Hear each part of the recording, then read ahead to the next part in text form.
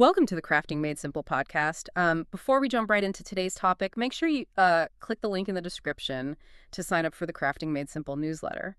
So buying an expensive gadget for your partner, it often feels a bit like sending a copy-pasted text message. Right, it gets the job done, but it's, a bit cold. Exactly, it lacks soul. But handing over, say, a quirky, budget-friendly clay frog, well, that feels more like a handwritten letter. So why do these little objects mean so much more than some generic big box gift? Well, we're actually looking at a great blog post today by Nat Ardua over at Paperflow Designs to sort of answer that. Yeah. She outlines 7 highly functional and honestly super beginner-friendly clay gifts you can make for a boyfriend. Oh, and just a quick note for everyone listening. If you want to craft along, you can find a link to the supplies in the podcast notes or, directly over at paperflowdesigns.com. Yeah, definitely check that out. So to answer your question about why these quirky little clay objects pack such an emotional punch, it really taps into the IKEA effect. The IKEA effect. Wait, meaning we value it more just because we made it. Exactly. It's a cognitive bias Yeah. where we place a disproportionately high value on things we partially or fully create. But with gifts, it goes even deeper than that. Like it becomes a physical anchor for a shared memory. Yeah, precisely.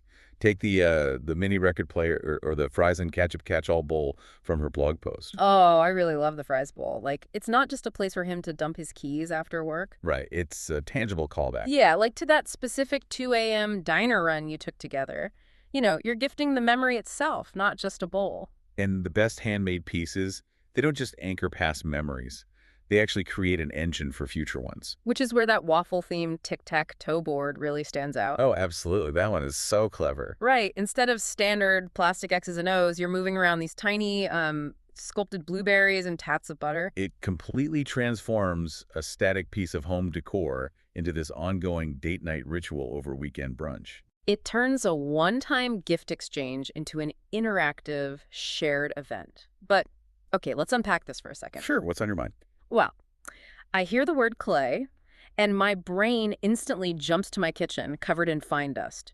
Or, spending a weekend making something that just crumbles the second it's touched. That is such a common fear. I'm no sculptor. If you don't have a kiln or a fine arts degree, is this actually doable? Or will it just look like a massive craft fail? It is incredibly doable, especially because you likely already know how forgiving air-dry clay can be. So no baking required. Right, no oven needed at all. We just rely on natural moisture evaporation over a weekend.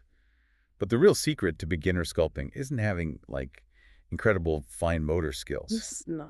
No, it's all about methodology. You're really just breaking complex objects down into primitive geometric shapes. Meaning you aren't trying to sculpt a lifelike anatomical frog in one go. Right. And Nawardua's frog-inspired clay calendar tutorial proves this perfectly. Oh. Well, you aren't really sculpting a frog. You are rolling a sphere, and then you just flatten the bottom into a gumdrop shape. Okay, a gumdrop. I can definitely do that. Yeah, and then you just pinch the top to suggest eyes. After that, you slice a simple slot for the mouth. And the calendar blocks themselves? They're literally just 2 half-inch cubes with numbers painted on them. They just slide right into that slot. You're just assembling basic blocks of geometry. Wow, that entirely strips away the intimidation factor. It really does. You get this functional desk buddy that acts as a daily reminder of your relationship, and the barrier to entry is, basically zero.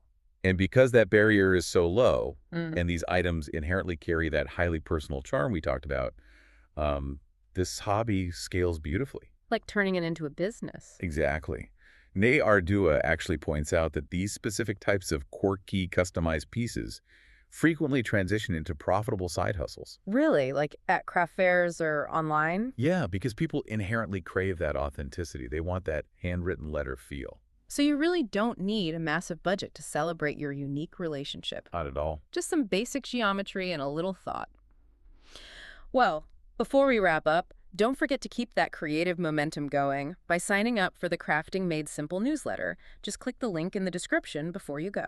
And to leave you with something to chew on today, if a simple block of air-dry clay can be molded into a daily functional reminder of love, like that frog calendar, what other mundane, everyday items in your life could you handmake? Oh, I love that. Yeah, what else could you create to completely change the way you experience those everyday objects?